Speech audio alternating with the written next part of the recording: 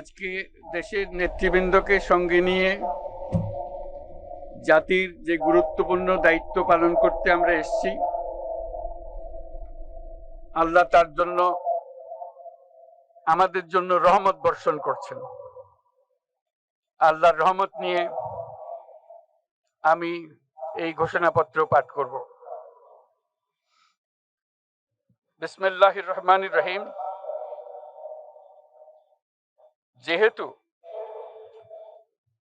উপনিবেশ বিরোধী লড়াইয়ের সুদীর্ঘকালের ধারাবাহিকতায় এই ভূখণ্ডের মানুষ দীর্ঘ 23 বছর পাকিস্তানের স্বৈরশাসকদের বঞ্চনা ও শোষণের বিরুদ্ধে রুখে দাঁড়িয়েছিল এবং নির্বিচার গণহত্যার বিরুদ্ধে গণপ্রতিরোধ গড়ে 1971 সালে 26শে মার্চ স্বাধীনতা ঘোষণা করে রক্তক্ষয়ী মুক্তিযুদ্ধের মাধ্যমে জাতীয় মুক্তির লক্ষ্যে বাংলাদেশ রাষ্ট্র প্রতিষ্ঠা করেছিল।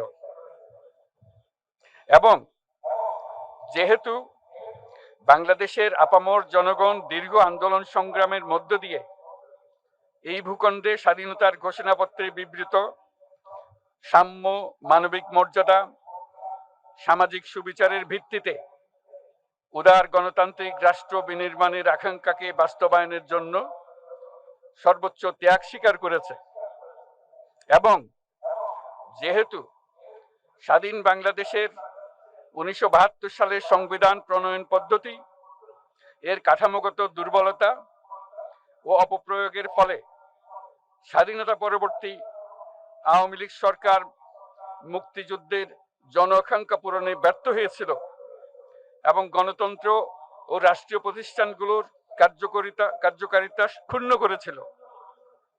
এবং যেহেতু স্বাধীনতা পরবর্তী আওয়ামী লীগ সরকার স্বাধীনতার মূল মন্ত্র গণতান্ত্রিক শাসন ব্যবস্থার বিপরীতে বাকশাল নামে সাংবিধানিকভাবে একদলীয় শাসন ব্যবস্থা কায়েম করে এবং মত প্রকাশ ও বিচার বিভাগের স্বাধীনতা হরণ করে, যার প্রতিক্রিয়ায় 1975 সালের 7ই নভেম্বর দেশের সিপাহী জনতার ঐক্যবদ্ধ বিপ্লব সংগঠিত হয় এবং পরবর্তী সময়ে একদলীয় বাকশাল পদ্ধতির পরিবর্তে বহুদলীয় গণতন্ত্র, মত প্রকাশ ও বিচার বিভাগের স্বাধীনতা পুনঃপ্রবর্তনের পথ সুগম হয়।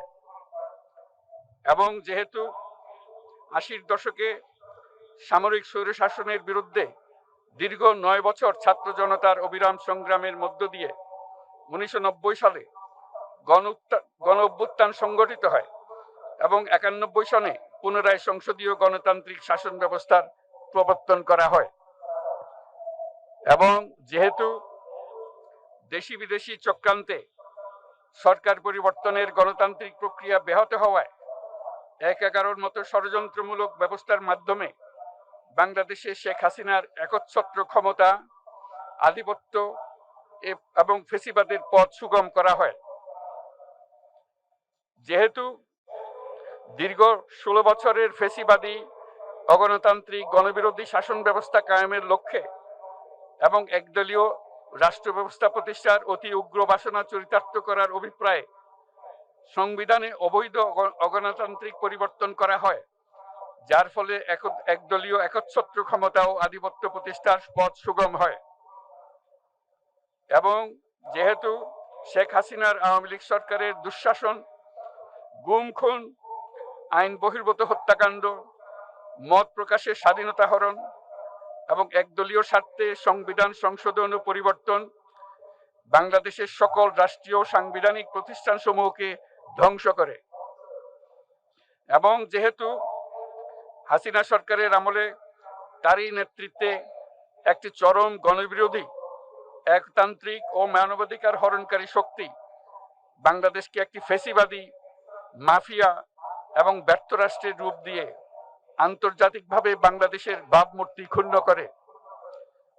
এবং যেহেতু তথাকথিত উন্নয়নের নামে শেখ হাসিনার ফেসিবাদী নেতৃত্বে সীমাহীন দুর্নীতি, ব্যাংক লুট, অর্থ পাচার ও অর্থনৈতিক প্রতিষ্ঠানগুলিকে ধ্বংসের মধ্যে দিয়ে বিগত পতিত দুর্নীতিবাজ আওয়ামী লীগ সরকার বাংলাদেশ ও এর অমিত অর্থনৈতিক সম্ভাবনাকে বিপর্যস্ত করে তোলে এবং পরিবেশ, প্রাণ বৈচিত্র্য ও জলবায়ুকে বিপন্ন করে। এবং যেহেতু শেখ হাসিনার ফ্যাসিস্ট সরকারের বিরুদ্ধে রাজনৈতিক দল, ছাত্র শ্রমিক সংগঠন সহ সমাজের সর্বস্তরের জনগণ গত প্রায় 16 বছর যাবৎ নিরন্তর গণতান্ত্রিক সংগ্রাম করে জেল জুলুম, হামলা মামলা, গুম খুন ও বিচার বহির্ভূত হত্যাকাণ্ডের শিকার হয়।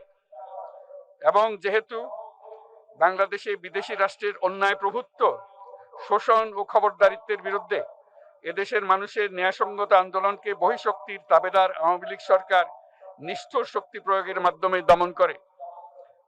এবং যেহেতু অবৈধভাবে ক্ষমতা অব্যাহত রাখতে আওয়ামী লীগ সরকার 3টি প্রহসনের নির্বাচনে, এর জাতীয় সংসদ নির্বাচন, এদেশের মানুষকে ভোটাধিকার ও প্রতিনিধিত্ব থেকে বঞ্চিত করে।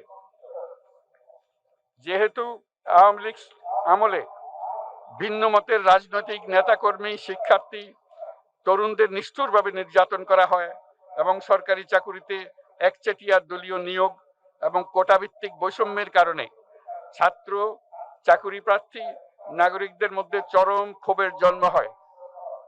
এবং যেহেতু বিরোধী রাজনৈতিক দল সংগঠনের উপর চরম নিপীড়নের ফলে দীর্ঘদিন ধরে জনরোষের সৃষ্টি হয় এবং জনগণ সকল বৈধ প্রক্রিয়া অবলম্বন করে ফ্যাসিবাদ বিরোধী লড়াই চালিয়ে যায়।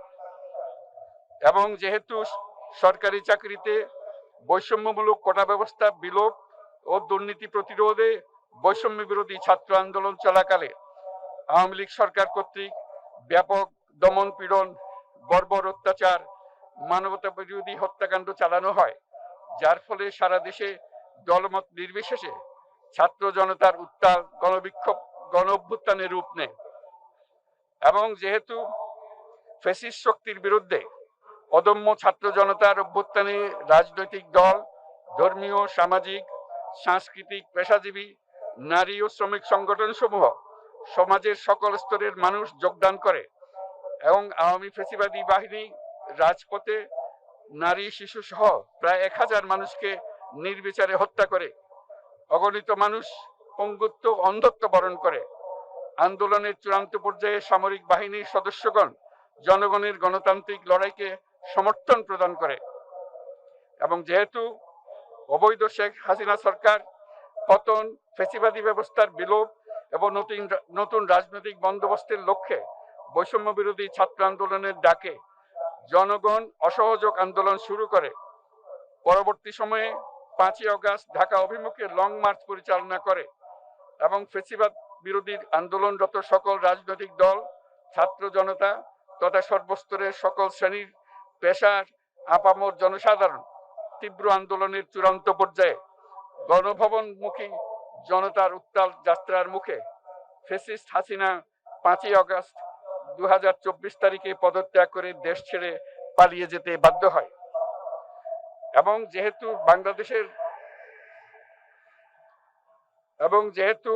বাংলাদেশের রাজনৈতিক ও সাংবিধানিক সংকট মোকাবেলায় গণ অভ্যুত্থানের মধ্য দিয়ে ব্যক্ত জনগণের সার্বভৌমত্বের প্রত্যয় ও প্রয়োগ রাজনৈতিক ও আইনি উভয় দিক থেকে যুক্তিসঙ্গত, বৈধ ও আন্তর্জাতিকভাবে স্বীকৃত।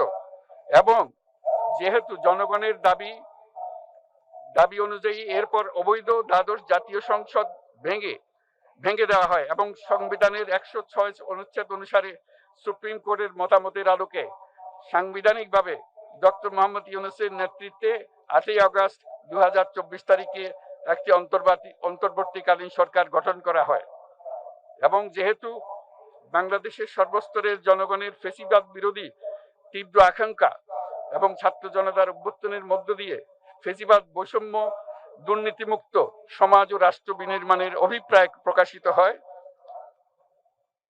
সেই হেতু বাংলাদেশের জনগণ সুশাসন ও সুষ্ঠু নির্বাচন, ফ্যাসিবাদী শাসনের পুনরাবৃত্তি রোধ, আইনের শাসন, অর্থনৈতিক ও সামাজিক ন্যায় বিচার নিশ্চিত করার লক্ষ্যে নিয়মতান্ত্রিক উপায়ে বিদ্যমান সংবিধান ও সকল রাষ্ট্রীয় সাংবিধানিক প্রতিষ্ঠানের গণতান্ত্রিক সংস্কার সাধনের অভিপ্রায় ব্যক্ত করে। এবং সেহেতু বাংলাদেশের জনগণ বিগত 16 বছরের দীর্ঘ ফেসিবাদ বিরোধী আন্দোলন সংগ্রামকালে এবং 2024 সালের জুলাই গণঅভ্যুত্থানকালীন সময়ে ফ্যাসিস্ট আওয়ামী লীগ সরকার কর্তৃক সংগঠিত গুম খুন, হত্যা, গণহত্যা, মানবাধিকার বিরোধী অপরাধ ও সকল ধরনের নির্যাতন, নিপীড়ন ও রাষ্ট্রীয় সম্পত্তি লুণ্ঠনের অপরাধ সমূহের দ্রুত উপযুক্ত বিচারের দৃঢ় অভিপ্রায় ব্যক্ত করছে। সেহেতু বাংলাদেশের জনগণ জুলাই জনগণের সকল শহীদদের জাতীয় বীর হিসেবে ঘোষণা করে শহীদদের পরিবার, আহত যোদ্ধা এবং আন্দোলনকারী ছাত্র জনতাকে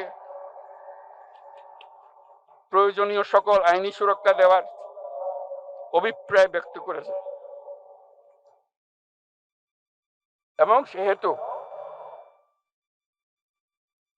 বাংলাদেশের জনগণ যুক্তিসঙ্গত সময়ে আয়োজিতব্য অবাধ ও সুষ্ঠু ও নিরপেক্ষ একটি নির্বাচনের মাধ্যমে গঠিত জাতীয় সংসদে প্রতিশ্রুত প্রয়োজনীয় সাংবিধানিক সংস্কারের মাধ্যমে দেশের মানুষের প্রত্যাশা, বিশেষত তরুণ প্রজন্মের আকাঙ্ক্ষা অনুযায়ী আইনের শাসন ও মানবাধিকার, দুর্নীতি, শোষণমুক্ত, বৈষম্যহীন ও মূল্যবোধ সম্পন্ন সমাজ এবং গণতান্ত্রিক রাষ্ট্র ব্যবস্থা প্রতিষ্ঠার অভিপ্রায় ব্যক্ত করেছে। এবং সেহেতু বাংলাদেশের জনগণ এই প্রত্যাশা ব্যক্ত করছে যে একটি পরিবেশ ও জলবায়ু সহিষ্ণু, অন্তর্ভুক্তিমূলক, টেকসই উন্নয়ন কৌশলের মাধ্যমে বর্তমান ও ভবিষ্যৎ প্রজন্মের অধিকার সংরক্ষিত হবে।